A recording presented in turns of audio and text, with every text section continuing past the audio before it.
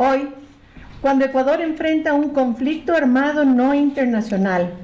cuyas repercusiones en la democracia y la paz ciudadana han sido evidentes, el abuso de las inmunidades y privilegios que otorga la Convención de Viena,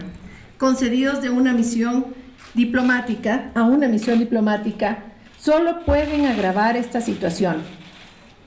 Por esto, me permito explicarles a ustedes cómo el Ecuador agotó el diálogo diplomático con México respecto a este tema.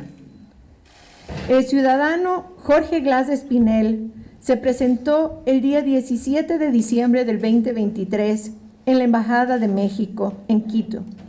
y ésta le recibió en calidad de huésped. Posteriormente pasó a ser considerado solicitante de asilo.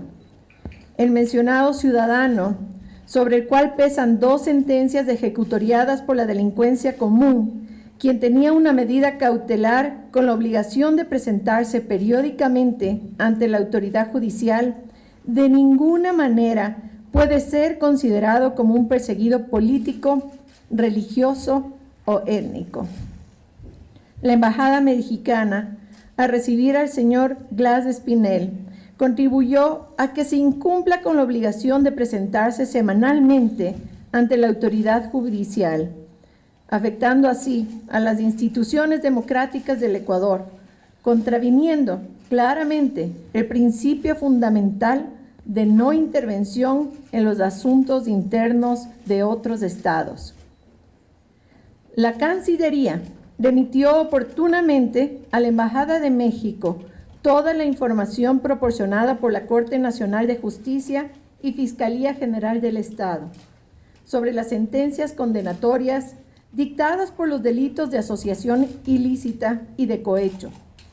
así como sobre la orden de captura dispuesta en su contra por delito de peculado.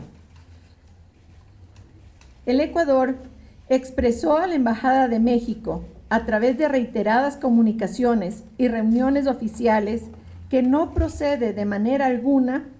la concesión de asilo diplomático al señor Glas Espinel en virtud de lo dispuesto en el artículo 3 de la Convención de Caracas sobre asilo diplomático de 1954 y el artículo 1 de la Convención de Montevideo sobre asilo político de 1933, que establecen claramente que no es lícito conceder asilo a personas condenadas o procesadas por delitos comunes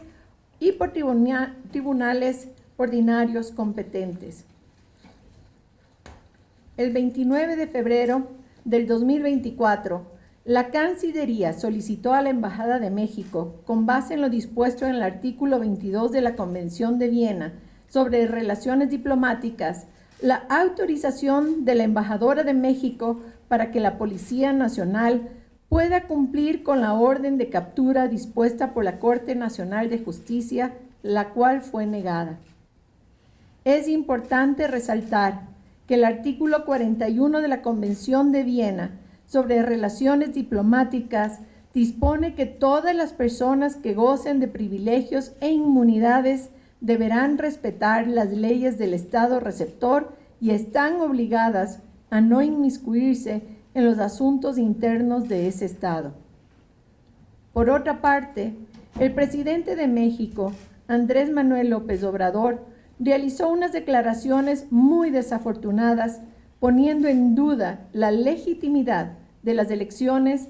del 2023 y va analizando el asesinato del candidato presidencial Fernando Villavicencio, violentando nuevamente el principio fundamental de no intervención en los asuntos internos de otros estados. Fue por esta razón que el gobierno de la República del Ecuador decidió, de conformidad con el artículo 9 de la Convención de Viena sobre relaciones diplomáticas, declarar persona non grata a la embajadora de México en Quito.